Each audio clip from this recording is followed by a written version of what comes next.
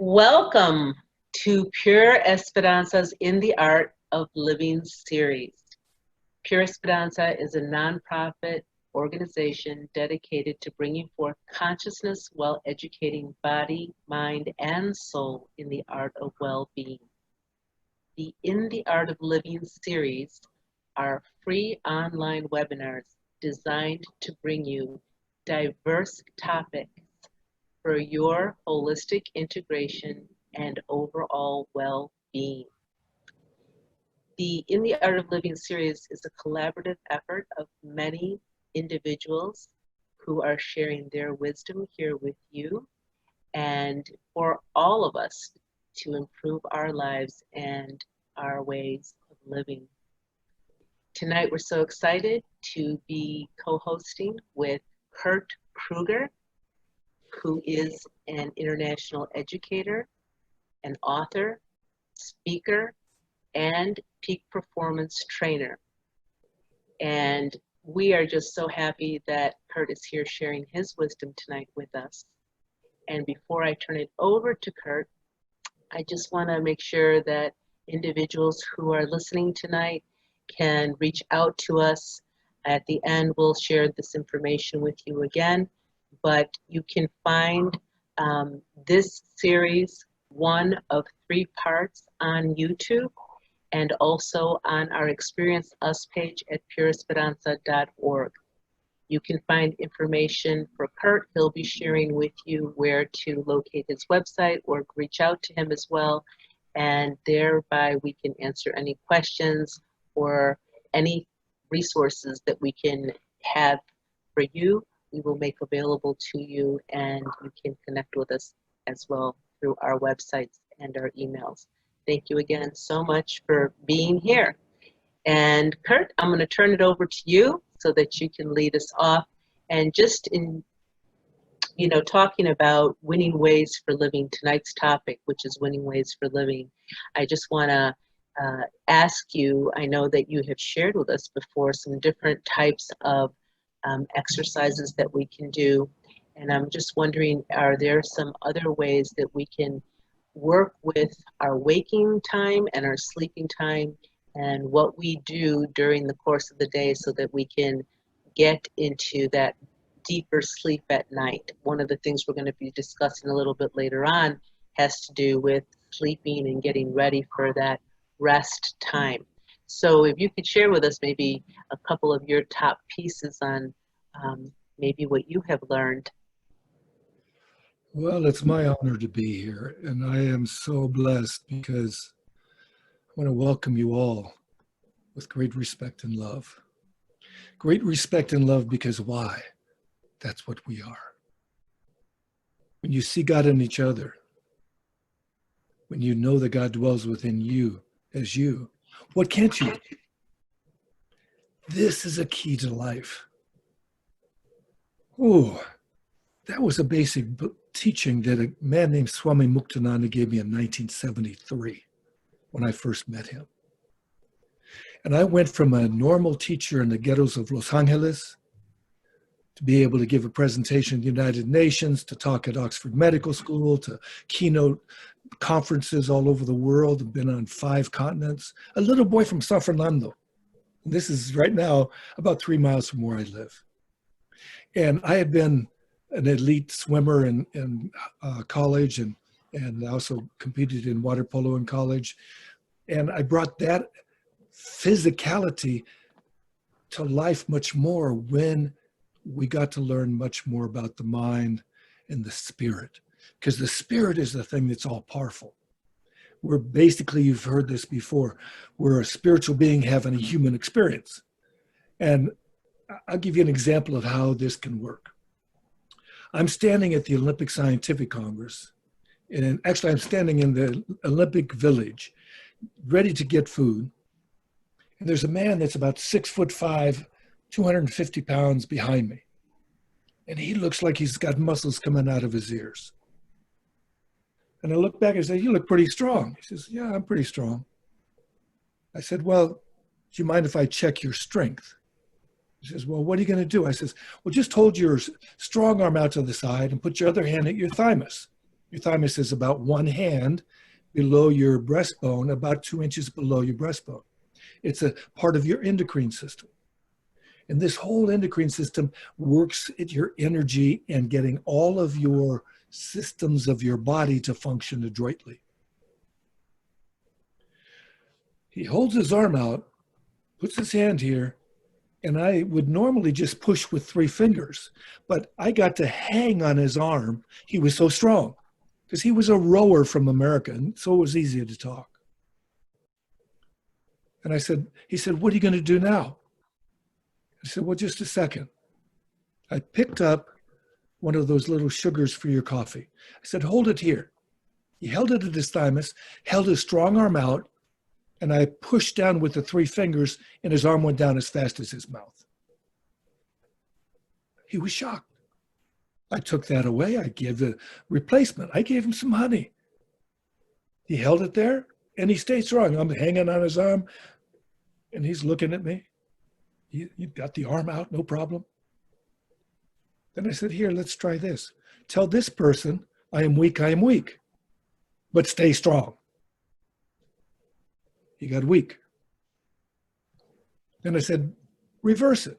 Say, I'm strong. Held his arm out. I'm hanging on his arm. No problem. Okay. Then I did something I had never done at the time.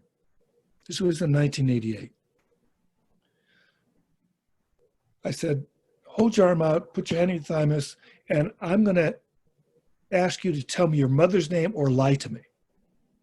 And he lied twice because his arm went down twice. I said, you can keep this up, or you can tell me your mother's name. Ultimately, he told me his name and he stayed strong. That is called muscle testing. Now, you just found out what good nutrition does as opposed to bad nutrition. You just found out what positive thoughts do and what negative thoughts do. You also found out what truth can do. It can set you free your energy, or you can weaken your energy. Years later, I had a boy in Cathedral High School in Los Angeles, soccer player. I have giving a program there with his whole team. And I had just gone through this and was going on to another practice. And this boy blurts out a profanity. I said, well, let's check and see if that's really a bad word. I called him forward. He came, stuck his arm out. I tested his strength. He's not near as strong as the Olympian, but I always push down with the same weight. And I said, okay, now I want you to cuss these guys out. So he knew 3 or 4 cuss words, and he got his arm weak. And I said, now praise them. He praised them and he stayed strong. So again, it's the power of the force that's in us. It's in us all. And most people can't touch it. Most people can't sense it. They can sense it, but they wish they could tap into it all the time. And that's why the most effective practice that we do is meditation. And when you supplement meditation with proper nutrition, it can improve your IQ up to 20 points. Just supplementation. Your 50% improvement in endurance and strength. This was presented at the Olympic Scientific Congress actually in 1984 when I gave my first presentation called Meditation and the Ultimate Performance in Sports. Boom. Imagine what happens when you not only tap the spirit and you have the body nourished, but you can do other things with your body. You can learn to concentrate with your body. Most people are told to concentrate. Everywhere in the world, I've asked the question, have you been taught in school how to concentrate? They'll tell you to pay attention. They'll tell you to concentrate. But I've had maybe 3 to 4 or 5 people maximum on 5 continents say that they were taught how to concentrate. in a school situation. So why aren't we teaching that to be able to get the mind more focused? Because a focused mind is like a laser beam. It has tremendous power. We're just tapping into the power of the laser beam. This little body, has so much more ability in it. And again, we go to quantum physics. We can talk about that. There's so much in a success systems, because that's what our company's name is, Success Systems International. And it's because to be successful, you can't just have the bottom line as a key. It's the worst. It makes you abuse life. It makes you abuse employees, and it takes advantage of your clients even, and so on and so forth. There's something now called the B Corporation. The B Corporation is one that helps the community. Everything is taken into account in the community, including the environment, how you're affecting the environment, because we're all living in this environment. We can't get away from it. And when we live in a pure environment, we're breathing fresh air. We don't get sick so much. When we feed our bodies with no GMOs, and we have all this organic food that is biodynamic and so on and so forth, our inner world thrives and fuels the body to prevent diseases, to prevent them. We don't need to take antibiotics. We take probiotics. Probiotics will defeat all these other little tchotchkes out there that are not so good for us, if they're not so good for us. But they won't defeat all the other good things. They won't mess up anything else that's good. We've got this antibiotic idea. We've got this kill the bugs idea, instead of controlling all of this in a much more conscious way. And this is what Success Systems International does, is control our whole being. If we're not happy at work, how can we be successful? We're not producing so well. We're not feeling so well. We get sick. We have to miss work because, God, I need a break. All these excuses come up instead of thriving and being alive and joyous. What happens? We got to just get through. Oh my God. What time was it? How many times do people check that bloody time? It's not going to change very fast. Just flow through the day doing what you love, and you never work in your life. I've been blessed. I followed my dharma, as they say in India, or as they say here in the West, it was my vocation. A vocation in life is make you joyous, and makes everybody else around you joyous, and frees people to be themselves, like a little flower, so different than the other little flower. And just think, in creation, there's not a single snowflake the same. Right. Wow. Right. Yeah. Hey, Kurt, I wanted to mention that, because I know you were talking about the whole idea of not having learned how to concentrate, or not being taught that. And it's really interesting because, I know that we've lived long enough to see the change in consciousness collectively also, because we are making steps in progress and becoming more aware, and there's always more awakening. I was really surprised and happy to know that many of the Chicago public schools, as well as public schools throughout the nation, are incorporating mindfulness practices, as well as our corporations as well.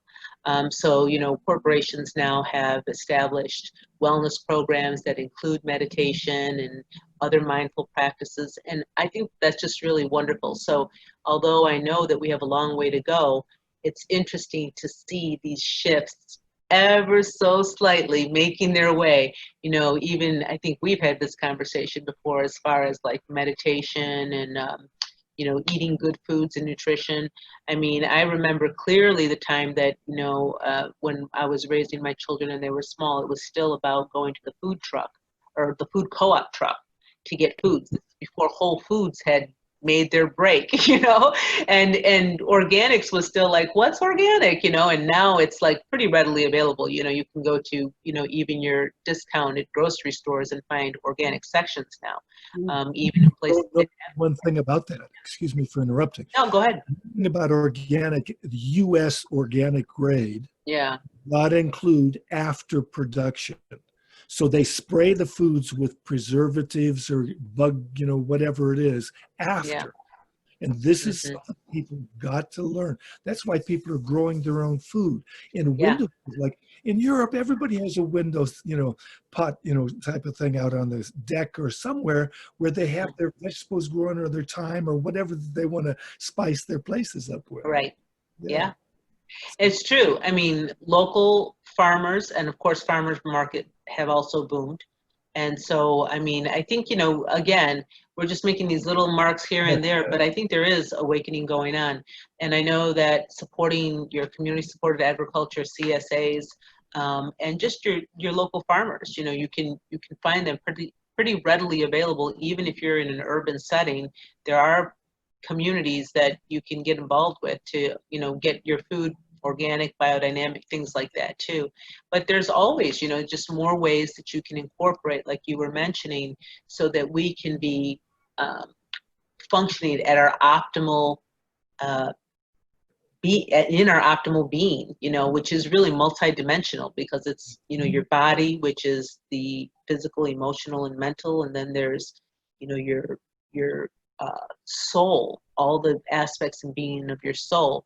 And that's some of what we're going to be getting to a little bit further in. But I really liked the ideas that you were sharing as far as all these different things that we do that supplement. And I think of it as preventative ways so that we don't have to be, you know, in this constant battle or trying to, you know, even the idea of controlling it. I just like the idea that if we're aligned and we're doing all these supplemental things, then we're functioning in our optimal being. And this well-beingness is just very strong, and it can encounter many different types of conditions around us and still maintain its integrity. Totally. Humanity is rising now. We are getting into the idea of what Mother Nature has to teach us.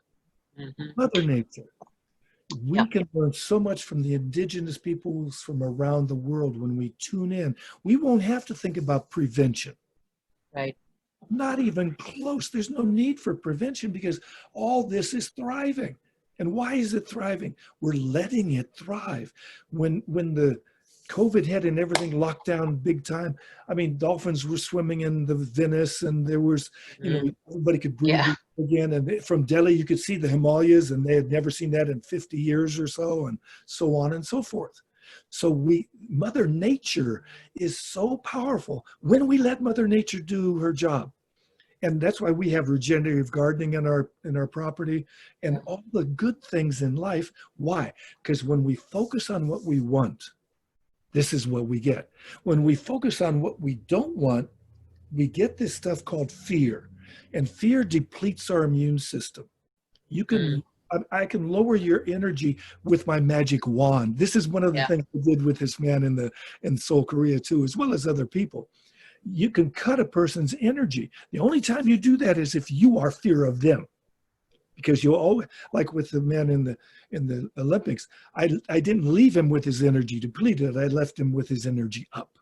Right. Is what we do with everybody we communicate with, because there's no difference between you or I. We are one. We are on one planet, one universe, one cosmos, one consciousness. When we get down to it, if you look at the physics of it, wow.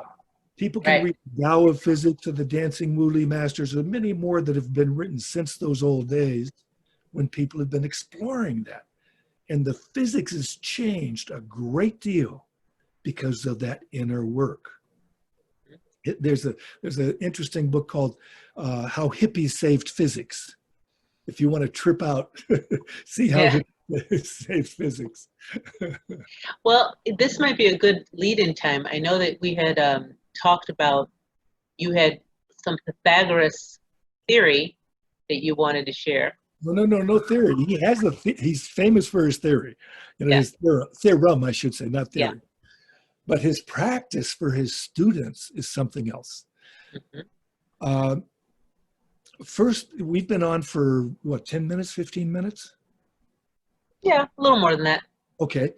Because we are sitting here, and well, I'm the only one moving a lot, and you're moving a little, and so on. But most Mhm. people who are sitting here watching this, please do yourself a favor. And I'm going to stand up behind this chair that I'm sitting in, and we're going to do a cross crawl movement with the breathing. And I'm going to explain it, and you do it as best as you can. And you're going to oxygenate your system. The brain uses more oxygen than any other organ in your body. So it's going to use it. And the cross crawl movement, which is your right elbow to your left knee as you're breathing out. When you stand up, you're breathing in. When you breathe out, left elbow to the right knee, and so on. And you alternate. But as you go forward or lift the knee up all the way, that's going to allow you to be able to lessen the amount of space inside because the lungs are breathing out because you're bending forward and there's more room in there.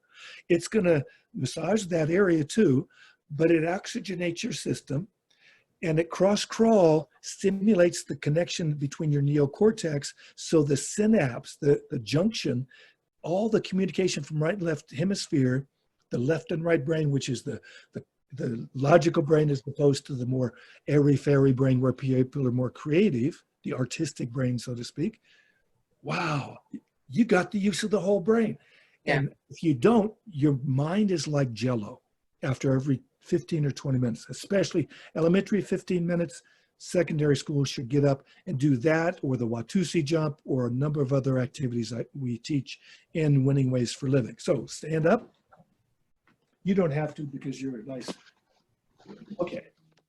It's breathe out, breathe in, breathe out, breathe in, breathe out, breathe in. We only do this for basically about 15 seconds, and make sure the breathing is there because that is dealing with the oxygen and so on.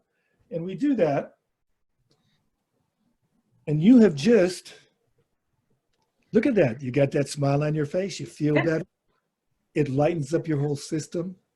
If Yeah. you were to look in the mirror, you could see that and you can test it with dowsing rods. You can test it with Correlian photography. And this is how they then check your energy field.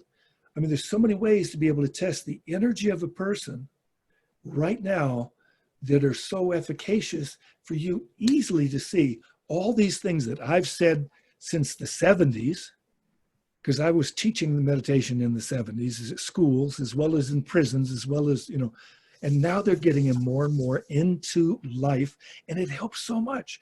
Again, when we bring in really good food into the school system, there's a lady has a TED Talk. She first did a TED Talk when she was at the Berkeley schools. She ran the whole system in Berkeley. She integrated more and more organic food and had salad bars and so on and so forth. They thought people were going to spit in the salad bars and do this crazy thing and that, and then none of that stuff happened. Everybody was real cool about all the food. The grades went up, the discipline went down.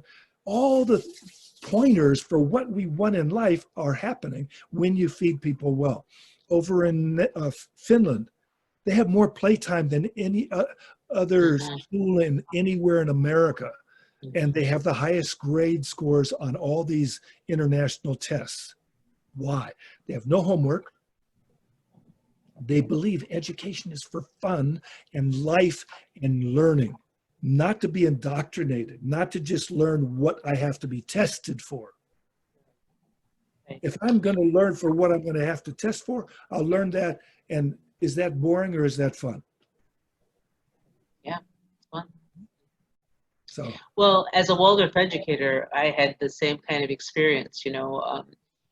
I think when I first went into Waldorf education, there were lots of parts as far as the human stages of development that were very intriguing to me.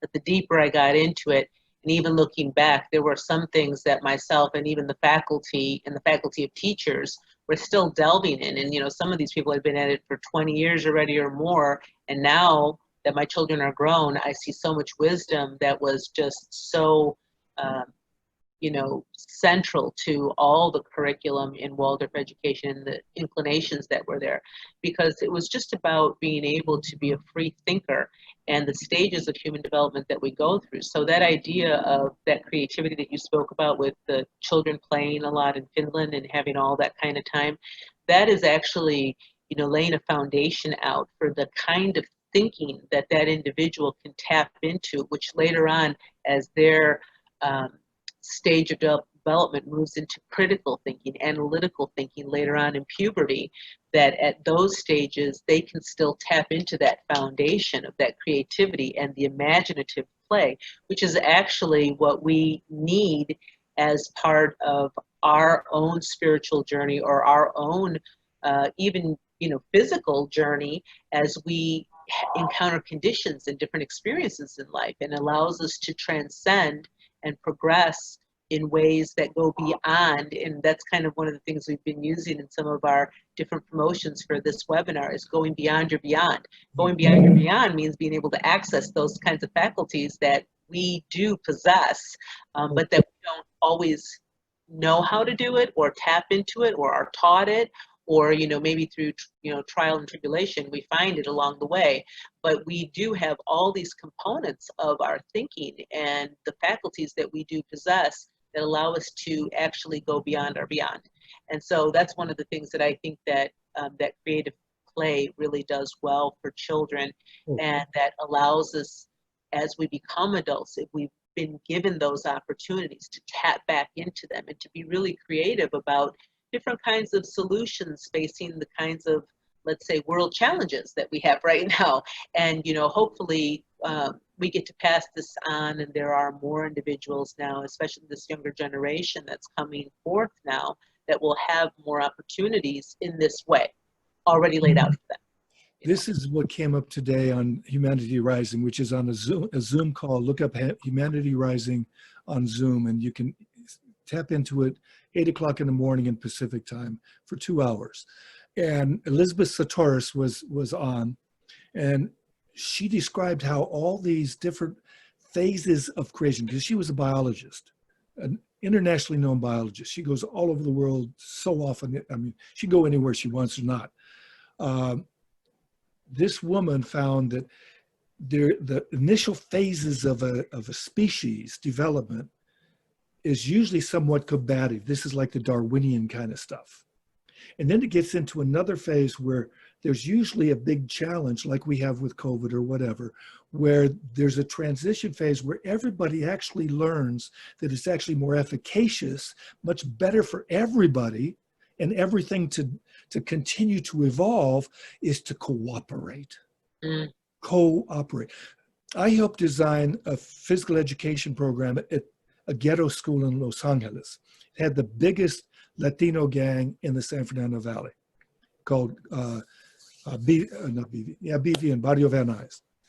And we never ever had a police officer on campus because of our PE program, because we stressed character development, fit for life, and fun. And like my teacher Muktananda, his autobiography, which is fantastic, is called The Play of Consciousness. How we consciously can play. And when we do, we can create new structures that we've never seen before. Right. And this is what's happening now. People are seeing the structures of the cosmos, connecting up the matrix so that the people's knowing that there's more people out there that are doing it than just me. And things are happening with everybody's little growth steps that we take. And some of us are taking bigger and bigger steps. Wow. We're going to be able to see when we, as we get out of this craziness, because people think it's crazy, and it's not. It's just a transition. It's a time when the chrysalis is forming. The butterfly is sitting in this cocoon, eating up itself in a way, totally transforming inside this cocoon. And then boom. Right. We strengthen ourselves enough. We got to go like this a little bit and flex our wings a little bit and finally break through that sucker, and we can fly. And we're way different. Yeah, absolutely. And speaking of transitions, I'm going to move us into just this other part of being able to utilize our sleep. And I Ah, believe that that's also a really valuable tool for us too. So rest and dream spaces. So I'm going to go ahead and switch over here, sharing the screen for a minute, and we can tap into a little bit of rest and dream time. So with this idea of rest and dream, um, there is a really important piece to our overall well-being by finding these spaces. So thinking of ourselves as multidimensional beings, rest and dream can also be happening during wake time or sleep time. But we're going to be speaking a little bit more about it in terms of sleep time. So this, for purposes of this webinar, we're going to be talking a little bit about sleep and preparing for that sleep time and ways of using that so that we can enhance the quality of our wake time as well. But I'm going to break it down to just 3 simple aspects of preparation for going to sleep. And so I'm going to be just touching on meditation a little bit, touching on mindfulness practices, and working with our guides. And what I've done is just kind of set it up so that we can just maybe talk a little bit about meditation. So how is it that you're clearing your mind? Long ago, many of us who maybe first started practicing meditation, we had certain ways that we did it, and we entered meditation. Perhaps it was through a specific type of meditation that we did, and there's nothing wrong with any of that, but we also know that there are many ways to tap into meditation. It's just being able to enter that state where we have a clear space of mind. And so even the idea of meditating throughout the day in little small increments, and having those longer extended periods too that are maybe 15 minutes, 30 minutes, an hour. I know, Kurt, you had mentioned that you do, like, is it a 3-hour meditation that you do? well, the And most I've ever done is 6 hours. oh, yes. Yeah. So, but whatever way you're doing it and accessing it, it's just allowing you to free up those spaces and creatively open to those spaces within our own selves. And if you're doing this kind of practice during the day, or particularly before you're going to sleep, it allows you to transition into that sleep and go into those deeper states of sleep where you have more of that REM sleep going on. And that just allows all that brain activity and those connections to be made so that when you're awake, you can do those things like you were mentioning, Kurt, to be able to focus more, to be more centered, more grounded, more anchored. And all of these are also laying inspiration seeds. So if you're using that imagination and you're dreaming of something, you're working on something, and you're holding that clear space of mind before you go to sleep, and you're holding those imaginative and creative parts of your own self right here in your heart, and you're entering into your sleep with that, your sleep time can actually help you to bring more understanding. And I don't mean understanding in your head, I mean understanding like in your knowing, your inner self, forward into your wake time as well. I think I got an indication here. Someone else might be waiting to get on, but I'm not seeing it from this angle. So anyway, so working with meditation, there's lots of different ways to do that. And I would encourage everyone to be looking at those different ways. Maybe there are some ways that you'd like to share, Kurt, as far as maybe 1 or 2 little meditations that are helpful that you would like to share too. Well, I mean, the easiest form of meditation that I've ever taught is one that is a psychosomatic practice. If you take your left hand facing you, you take your right forefinger against that little baby finger.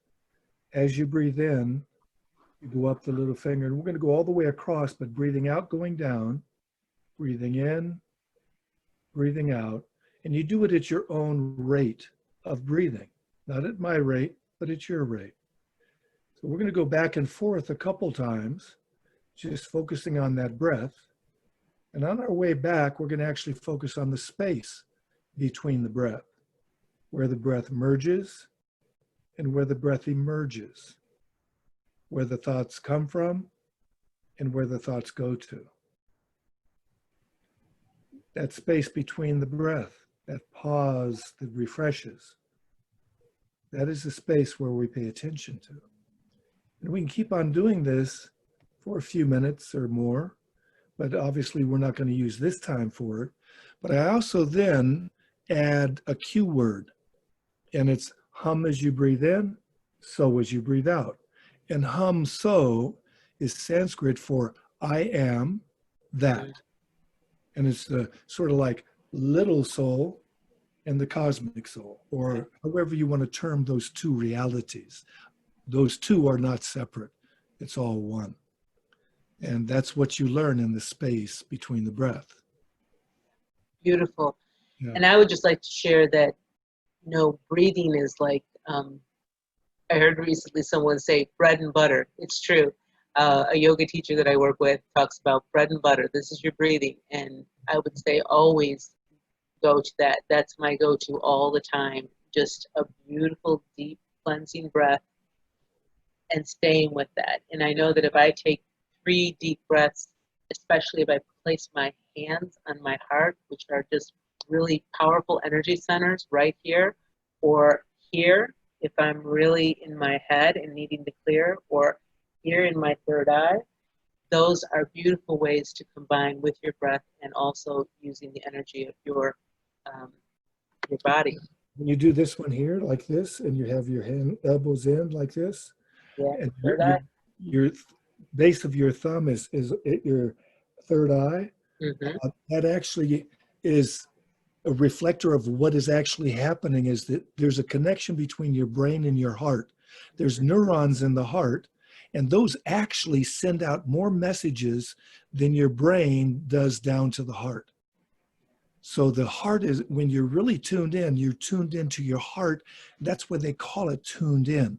You're tuned into the heart because you're tapping down there, and it comes out through the higher chakras. But the key is having that fully open, and that's what you can have when you get what's called Shaktipat, this awakening of your meditative energy, the Kundalini. Yeah. Excellent. Yes, that is true. And so what I find amazing is that you don't even have to have necessarily a spiritual background at all, but these practices are so effective. I think that's why a lot of people, whatever angle they're coming to it from, whether it's they're practicing yoga and they do namaste, but these kinds of practices we find are so powerful and effective. And so, however you want to use them to enhance your experience. But these are the kinds of things I personally like to do before I go to bed, or even upon waking in the morning, using them both at waking and sleeping as well. And then just this screen here, mindfulness practices. Using your 5 senses before you go to sleep, tapping into what you're hearing, what you're seeing, what you're smelling, what you're touching, what you're tasting. All those can be very effective tools also for you as you go to sleep. So, for instance, you've had a long day. Maybe it's physically exhausting or mentally exhausting, but you get into a hot shower or a hot bath. You know what that does to relax your body. And that water element is such a powerful healer.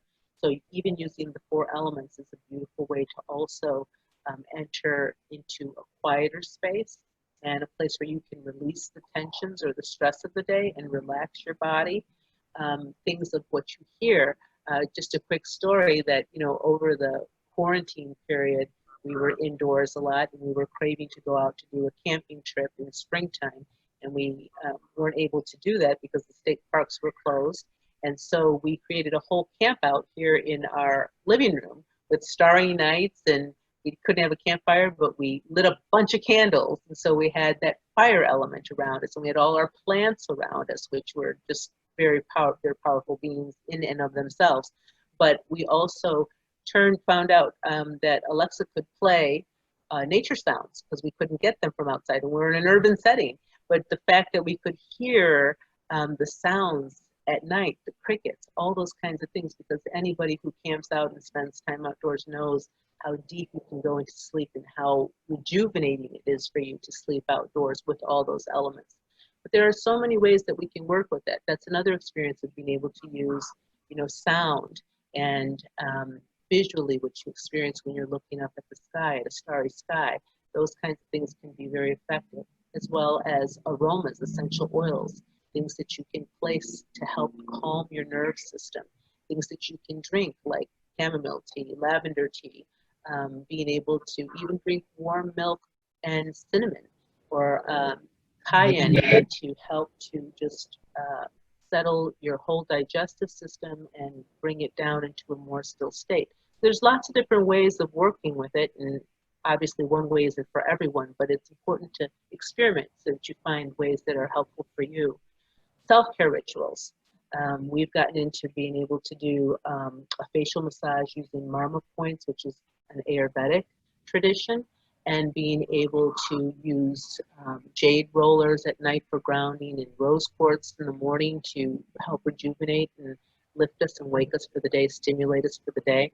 But those kinds of grounding things that you can do before you go to sleep, and the little kinds of practices that you do, even if it's just lighting a candle and saying your blessing for the evening, however it is that you carry your heart into that sleep time, are very important. And the last thing I just want to touch on with this was the recapitulation piece, which is being able to go backwards during the day. Now, Kurt, I know that you had mentioned something along this line, and it's a little bit different. Yeah, what Steiner does in recapitulation is he goes backwards through the day. So you start where you're at and you go review your day and go backwards through it. Now, another gentleman that I learned from, which he lived many years ago, but his name was Neville Goddard. He would talk about rewriting the story, and it was a form of recapitulation as well, and being able to go back into those pieces and enter into the segment of the day that maybe was that piece that maybe there was a little bit of tension there or something, and that you could rewrite it in that moment right there. And if we talk about those quantum physics and those ideas, that we actually shift and change it at that moment, that we're in it right then, and we release it as we go into sleep at night. Kurt, what was the way that you were talking about? Well, Pythagoras, he was not only a mathematician, he was a great philosopher. Pythagoras had his students, let's say, take a piece of paper and write down at the end of his day, like a half hour before going to bed, write down all the good things that happened on this one piece of paper, and then put it aside. They would then write down all the things that happened that they didn't do right, something happened, it was a bad thing that happened, whatever, all the, quote, negative things on another piece of paper. They then tore that up and tossed it in the recycling bin. They had those in those days. They were smart. Then he said, okay, take a piece of paper now and plan your next day. What needs to be there? What are the big rocks you want to do for sure? And when do they need to be done at the particular time? And then fill in all the other spaces with what needs to be done for tomorrow. What happens at night when you have read that? You've already reread what happened in the day that was good, because what happens with that?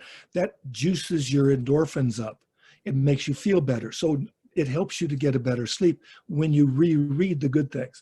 And then when you've planned your day, when you go to sleep, your mind, you'll say tap into your guides, to be able to plan and get the next day to be exactly the way that is optimum for it to come forth in its intention. And the intention, there's a what's called a white magic phrase. It's called this or something better. And when you say that to end off your night of planning this next day, you get that. You've already seen your interview, or you've already seen this presentation that you've made, or whatever it might be. Right. It's all done. And so you're at ease in doing it. I love it. I love it. Pythagoras. Yeah, it's also basic law of attraction too.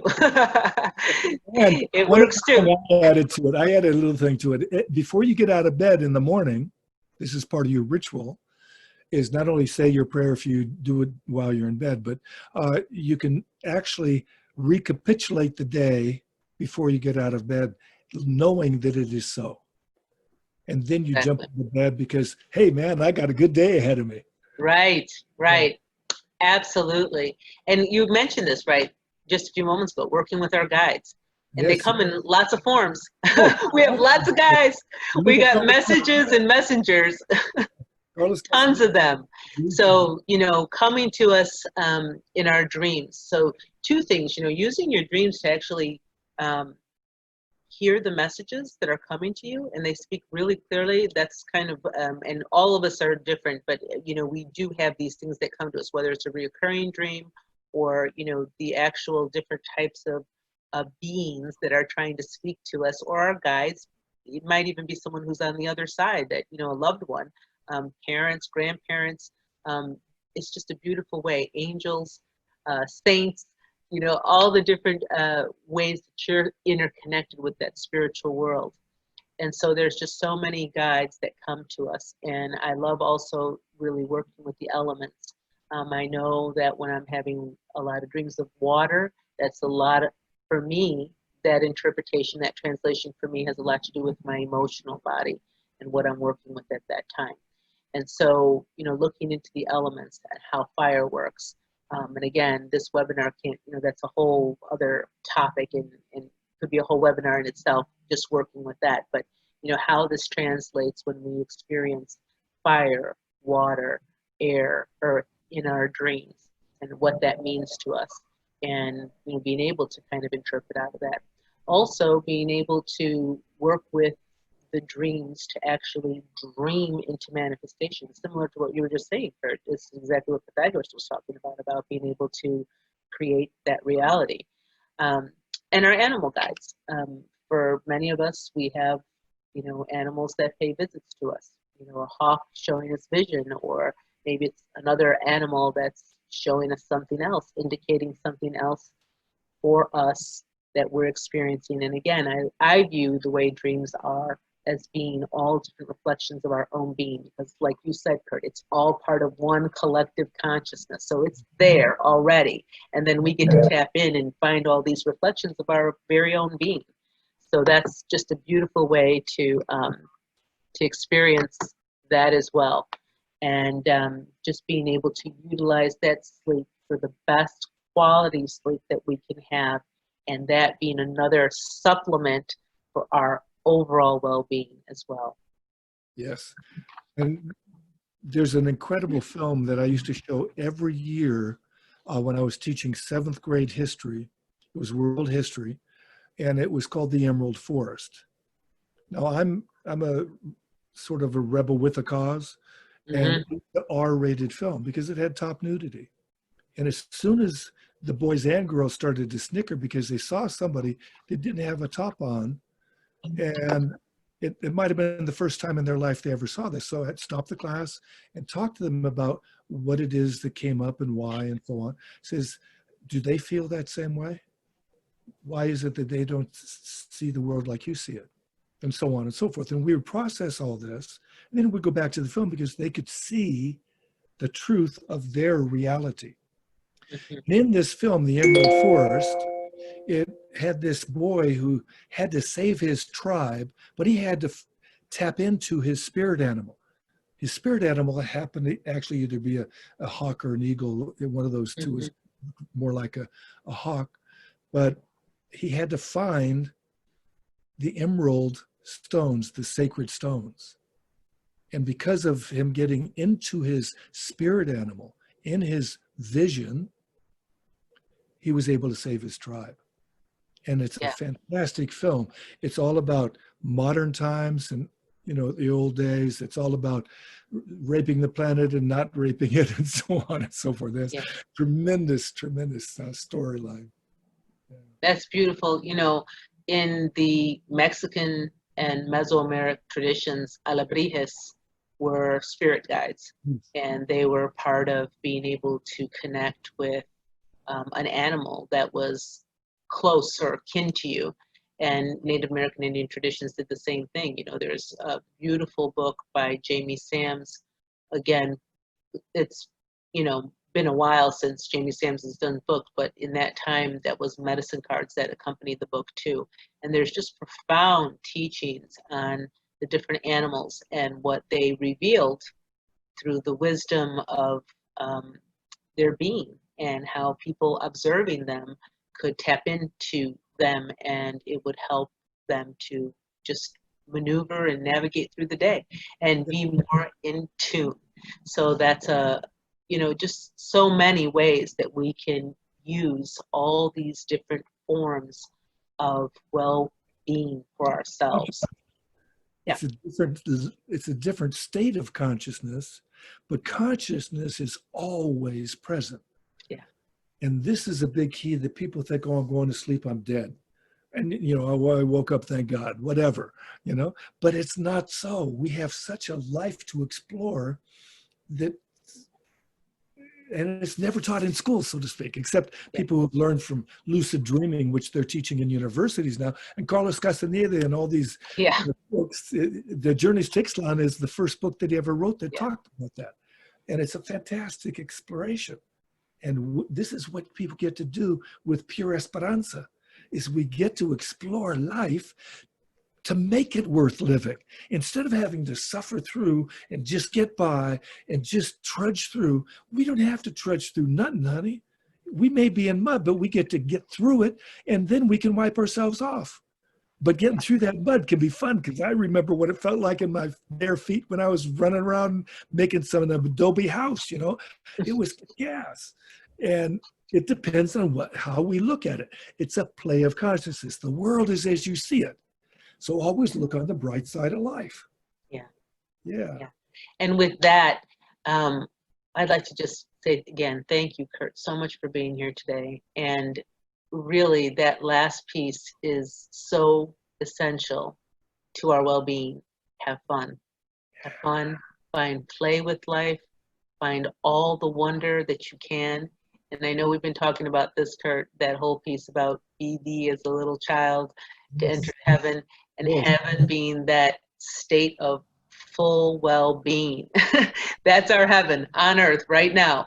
And so, so find all the ways to have fun and play and enjoy life. Thank you so much again, Kurt. I love you guys. Thank you for being here. Thank you all out there. And Kurt, we can find you at successinternationals.com. SuccessSystemsInternational.net. Success Systems, it's a plural, international.net. And if you want to get a hold of me on an email, it's successsystemsinternational@gmail. Perfect. And I'll be sending out a little description with that too on the YouTube video, so you can look for that there, and you can connect with us on Kurt's also on our community page, so you can look at his bio there, and you can reach out to him from there with those links that you mentioned just now. They can ask me for a PDF on describing how to be able to do the Watusi jump, or the this, that, or the other thing that we taught. Most, if not all of that, is in my book called Winning Ways for Living. There's 4 books. The first one and the fourth one got to be bestsellers on Amazon within 3 weeks of it being posted. So Beautiful. It has some good stuff in it, and you'll enjoy it. And leave a nice little review, no matter if you think it's good, bad, or ugly, but I never had any ugly ones. Beautiful. Thank you so much. Wonderful sharings. And you can reach out to us and see more about what we're up to at PureEsperanza.org. You can follow us on social media as well, with Twitter, Facebook, Instagram, and connect with us on LinkedIn business page or Alignable as well. Thank you again all so much.